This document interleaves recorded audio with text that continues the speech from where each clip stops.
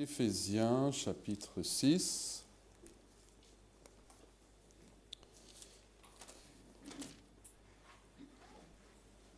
Et verset 10 nous donne le combat du croyant.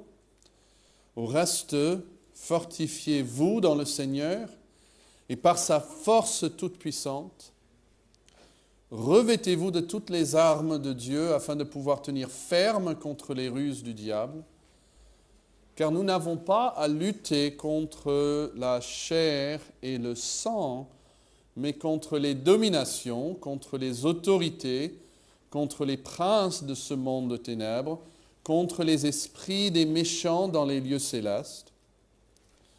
C'est pourquoi prenez toutes les armes de Dieu afin de pouvoir résister dans le mauvais jour et tenir ferme après avoir tout surmonté. Tenez donc ferme, ayez à vos reins la vérité pour ceinture, revêtez la cuirasse de la justice, mettez pour chaussure à vos pieds le zèle que donne l'évangile de paix. Prenez par-dessus tout cela le bouclier de la foi avec lequel vous pourrez éteindre tous les traits enflammés du malin. Prenez aussi le casque du salut et l'épée de l'esprit qui est la parole de Dieu et faites en tout temps par l'esprit toutes sortes de prières et de supplications. Veillez à cela avec une entière persévérance et priez pour tous les saints. Voici la parole de Dieu. Nous voyons que ce que Dieu nous appelle à faire, c'est de rester vigilants. Tenez donc ferme. Il y a cette image de rester vigilant, rester éveillé.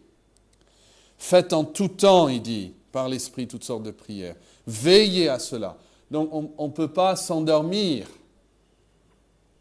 L'ennemi est toujours là et il attend le moment propice pour nous attaquer. Donc à nous de veiller et de prier, comme Jésus a dit à ses disciples, veillez et priez pour ne pas tomber dans la tentation. Et nous avons vu les deux premières armes qu'il nous donne ici. Et nous avons vu un aspect de ces deux. Il y a d'abord la première chose, c'est quoi? Première arme, c'est la vérité, voilà, verset 14. Et encore dans le même verset, revêtez la cuirasse de la justice. Et nous avons dit que ces deux choses, en fait, sont à la fois subjectives et objectives. Dans le sens que la vérité, c'est la vérité qui est en dehors de moi, mais aussi subjectif, c'est moi le sujet, dans le sens, moi je dois être vrai. Et la justice, c'est la même chose. La justice de Jésus-Christ, nous avons concentré sur ça la dernière fois, mais aussi, moi je dois être juste. Et la façon que ces choses sont présentées, c'est un peu comme un checklist. Si on veut être pilote, il faut faire beaucoup de formations. Mais après qu'on sait faire, on entre dans l'avion et on a une petite liste. Et chaque chose nous parle peut-être des manipulations, etc. qu'il faut faire. On n'a pas besoin de tous les détails. Il nous suffit 1 ou 2 mots et nous, on sait déjà tout ce qu'il faut, tout ce que ça veut dire. Donc, voilà, pour ne pas oublier, on prend on peut dire checklist, ou peut-être il y a un meilleur mot en français, et on regarde tous les détails, voilà. Et un par un, on le fait. Et ici, c'est un peu comme ça, les armes de Dieu. Prenez pour la vérité pour ceinture, la cuirasse de la justice. Ce n'est pas tous les détails qui nous sont donnés sur ces choses, c'est ailleurs dans la Bible. Là, c'est juste présenté comme, allez, vous êtes le matin, vous allez dans une conversation difficile, ou ça va être quelque chose, voilà, vous allez vous préparer et vous regardez est-ce que vous avez tous les éléments. Donc, on prend ces éléments et on va ailleurs dans l'Écriture pour connaître plus. Et c'est pour ça que la plupart des étudiants de la Bible, quand ils voient, par exemple, la vérité ou la justice, ils reconnaissent que dans la Bible, elle parle de la justice comme la justice de Christ qui nous est imputée, mais elle parle aussi du fait que nous devons être justes. Et les deux choses contribuent à notre armure. Okay, ça marche un peu comme ça. Je vais mettre juste un diapo. Donc, on va mettre sur la gauche, ici, la justice du Christ. Et puis sur la droite, on a la justice du chrétien. Okay? C'est quoi la différence? La justice du Christ, c'est ce que lui-même a reçu. Il était un homme parfait. Et quand nous sommes sauvés à 100%, pas par la justice du chrétien, mais par la justice du Christ. Paul dit en Philippiens que quand il se trouve devant Dieu, il veut être trouvé non pas avec ma justice, mais voilà, la justice qui vient des hommes, mais avec la justice qui vient de Dieu, la justice qui vient par la foi, c'est-à-dire la justice donc du Christ. Donc quand on parle de la justification, c'est 100% justifié par Jésus-Christ. Et quand nous sommes tentés aussi, on a besoin de s'abriter sous la justice de Christ. C'est lui qui est notre justice. Quand on vient devant Dieu, on aurait honte de venir devant Dieu si on ne pouvait pas venir avec la justice de Christ. Et parfois, Satan, il essaye de dire, tu n'es pas juste, tu as tous ces péchés, tu ne peux même pas prier, tu ne viens pas à l'église, tu ne lis pas la Bible, tu ne seras jamais sauvé, tu ne pourras jamais recommencer. Et nous, on a besoin donc de courir vers la justice de Christ. Non, il pardonne même le plus grave des péchés et le plus grand des pécheurs. Mais il y a un lien intime dans la Bible entre ces deux choses. Parce que la justice du Christ, il montre, on va avancer là, il nous amène à la justice du chrétien. Si nous recevons la justice du Christ, nous allons vouloir vivre comme Christ. La Bible appelle souvent la sanctification. Et on n'a pas besoin de le chercher, je vais juste vous le citer. 1 Jean 3 qui dit que celui qui a cette espérance en lui, qu'est-ce qu'il fait? Il se purifie. Vous voyez, donc il a cette espérance d'avoir la justice du Christ, mais s'il a, il va se purifier. Il va être transformé dans l'image de Jésus-Christ. Il veut devenir comme Jésus-Christ. Il veut vivre de plus en plus juste. Donc il y a un vrai sens dans lequel un chrétien devient de plus en plus juste. La théologie catholique romaine dit que nous sommes justifiés grâce à notre propre justice. Ils disent que c'est la grâce de Dieu. Ils prêchent que c'est la grâce de Dieu, mais la grâce de Dieu qui nous aide à changer, et donc après nous sommes déclarés justes sur la base de nos propres justices. Et là on dit non, c'est pas ça, c'est la justice de Christ. Mais comme fruit de tout cela, on veut devenir de plus en plus juste. D'accord? Donc, chaque fois qu'on commence avec la justice de Christ, ça devrait nous amener vers une propre justice par le biais, on pourrait l'appeler la transformation, comme c'est écrit ici, ou la sanctification, d'être de plus en plus juste nous-mêmes. Mais quand nous sommes ici et nous regardons notre propre justice et nous voyons nos lacunes, ça devrait nous renvoyer après vers la justice de Christ, par la repentance et la confession. Et là, le verset qui nous aide, c'est aussi en 1 Jean, chapitre 1, où il dit que si nous confessons nos péchés, il est fidèle et quoi? Juste de nous pardonner et aussi de nous purifier de toute iniquité. Donc, quelque part, le chrétien va toujours avoir affaire à ces deux justices. La justice du Christ et la justice du chrétien. Si on commence avec la justice du Christ, il va vouloir imiter, il veut être transformé. S'il regarde sa propre justice, ça le renvoie après vers Christ, dans l'humiliation et dans la repentance et dans la confession. Mais une fois qu'il arrive à Christ, qu'est-ce qu'il veut? Il veut être encore plus juste. C'est pour ça qu'on dit, là où le péché abonde, la grâce surabonde, mais est-ce qu'on va continuer dans le péché afin que la grâce abonde? Loin de là. Loin de là.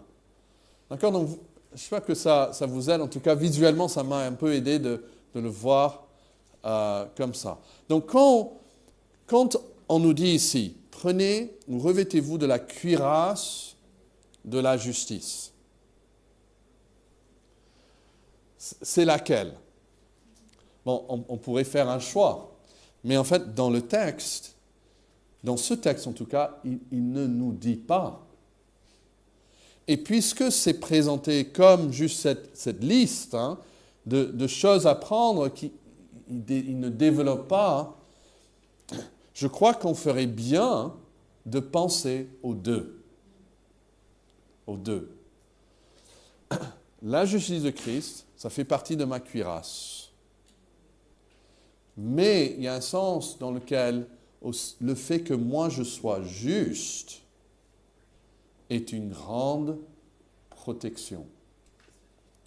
Et je veux vous montrer un exemple avec Job. Est-ce que vous pouvez aller et trouver Job 31? Job chapitre 31. Puis on va revenir en Éphésiens pour voir un peu la même chose. Dans ma Bible à la maison, j'ai surligné toutes les fois que ça dit si, parce que si vous regardez les premiers mots des versets, vous allez voir que ça revient souvent. Il dit, si j'ai marché, prenez le verset 5, si j'ai marché dans le mensonge, si mon pied a couru vers la fraude, que Dieu me pèse dans des balances justes. Vous voyez ça? Et il reconnaîtrait mon intégrité. Balance juste, c'est que si ça dit que c'est 1 kilo, c'est que c'est en effet 1 kilo. Ça, c'est des balances justes. Donc il dit, voilà, que Dieu dise la vérité concernant ma vie. Si, verset 7, mon pas s'est détourné du droit chemin, si mon cœur n'a pas suivi mes yeux, si quelque souillure s'est attachée à mes mains, voilà. Il dit, que je sème et qu'un autre moissonne. Il parle de sa vie morale, sa relation à sa femme, verset 9. Si mon cœur a été séduit par une femme, si j'ai fait le guet à la porte de mon prochain, eh bien que ma femme, donc, soit donnée à quelqu'un d'autre. Il parle de sa relation avec son serviteur, verset 13. Si j'étais injuste envers mon serviteur, regardez le verset 16, il parle de sa relation aux pauvres même, si j'ai refusé aux pauvres ce qu'ils demandaient, si je les ai fait souffrir, etc. Il parle de beaucoup de domaines dans sa vie. Dans un sens, il va regarder tous les domaines de sa vie, il va se questionner et il va dire, il n'y a rien que je sache qui peut être la cause de toutes ces souffrances que Dieu m'impose. Et la Bible nous dit qu'il avait raison, en fait. Que ce n'était pas le résultat de ses péchés. Mais regardez le premier verset du chapitre suivant. 32. Ces 3 hommes cessèrent de répondre Job parce qu'ils se regardaient comme justes. Voilà. Alors, ça peut être une très mauvaise chose si ce que nous disons est injuste.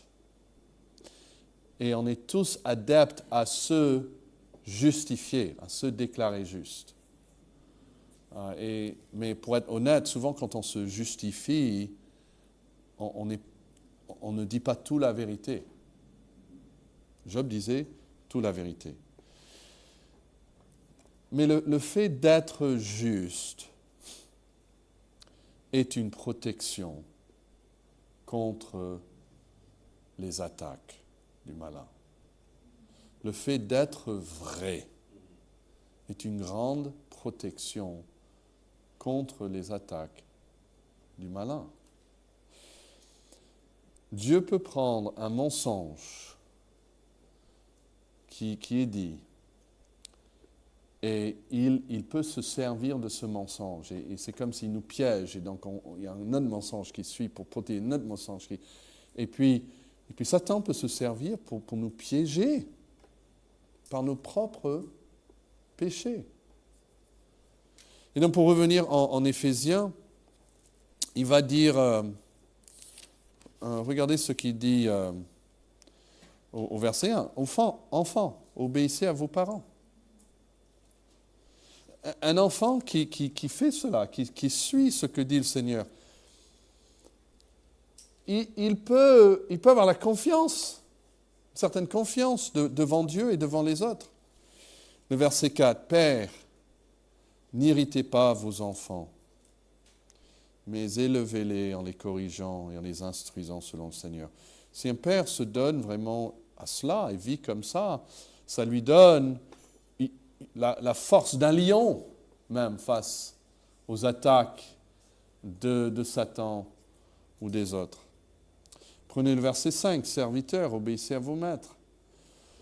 Si dans votre travail, vous êtes malhonnête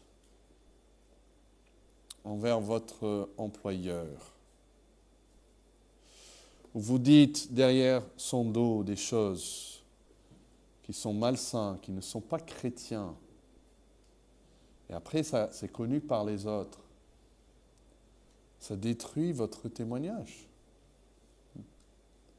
Vous perdez une certaine force et un respect. Et Satan, maintenant qu'il vous a piégé, il a trouvé un endroit où mettre ses flèches. Vous voyez, donc, on comprend comment, dans la relation entre mari, femme, tout est là. Hein. Et nos lacunes dans ces endroits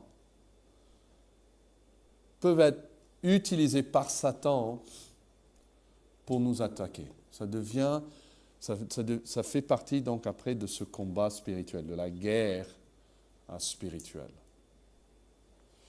Que ce soit la question de la vérité, que ce soit la question d'être juste. Nous devons pouvoir vivre avec une conscience claire, pure. Si notre conscience est souillée, et on ne règle pas la question de ce qui a souillé nos consciences, ça va déformer notre vision, ça va déformer notre ministère, ça va vraiment nous mettre dans un chemin mauvais pour nous et pour les autres. Donc, un chrétien, il doit être le meilleur des citoyens, le meilleur des employés, le meilleur des maris, ou de femmes, ou d'enfants, ou de parents. Et la Bible dit par exemple en Pierre qu'il voit votre témoignage, et ça peut fermer même leur bouche des autres, en voyant la conduite des chrétiens. Donc, qu'est-ce qu'on fait quand on a péché? Eh bien, c'est là où il faut encore regarder, parce qu'on veut les deux, n'est-ce pas? On veut les deux. Donc, si on sait que j'étais malhonnête, il faut que je confesse. Il faut que je confesse mes péchés et à Dieu et puis à la personne contre qui j'ai menti. Je me rappelle, j'ai quelques souvenirs qui restent quand même assez frais dans ma vie où, dans un moment juste de faiblesse, j'ai menti. Et ça m'a travaillé. Et l'humiliation plutôt, d'aller et à l'autre, et de lui dire que je lui avais menti, me travaillait. Mais je sentais que le Saint-Esprit insistait à cela. Je ne pouvais pas ignorer. Et quand je suis allé à ce frère, je lui ai dit, vous pouvez imaginer, sa réponse n'était pas de me taper dessus, mais en fait reconnaissant et tout de suite m'a pardonné. Et c'était comme un poids qui était levé de mon esprit. Et je me suis dit, pourquoi c'était si dur que ça au début? Une fois que je l'ai fait, j'ai dit, waouh, c'était pas si dur que ça, mais c'était le fait de me convaincre, de m'humilier, de vouloir aller voir le frère qui était difficile. J'ai dû faire ça avec des expressions de colère ou d'énervement envers ma femme ou envers mes enfants. Et puis je dois aller vers mes enfants, vers ma femme, et puis leur demander pardon, comme je fais aussi au Seigneur. Et ce serait une triste chose si quelqu'un disait de vous, vous savez, il ne m'a jamais demandé pardon. Jamais. Ça veut dire qu'on a tout fait bien, hein, mais je doute qu'on a tout fait bien. Mais en fait, parce qu'avec Christ, nous on doit pardonner et recevoir le pardon, hein, avec les uns les autres, comme Christ le fait. Mais si on veut résister contre le malin, il faut porter la cuirasse de la justice. Oui, la justice de Christ, mais elle veut nous transformer. Et donc on veut avoir cette certitude que non, tant que je sache, j'agis, je me soumets à l'Esprit, je veux grandir, mais je veux suivre le Seigneur. Et là où j'ai failli, là où j'ai péché, là je reviens par la confession à la justice de Christ. Mais je ne reste pas là, je reviens pour être plus comme Jésus-Christ lui-même. Et je crois que vous allez voir que si vraiment on est convaincu de cela, on se dit, je vais me donner à ça, à la vérité et à la justice, vous allez voir que c'est des armes qui vont vous protéger contre les ruses du diable. Amen, que le Seigneur nous aide à suivre sa parole.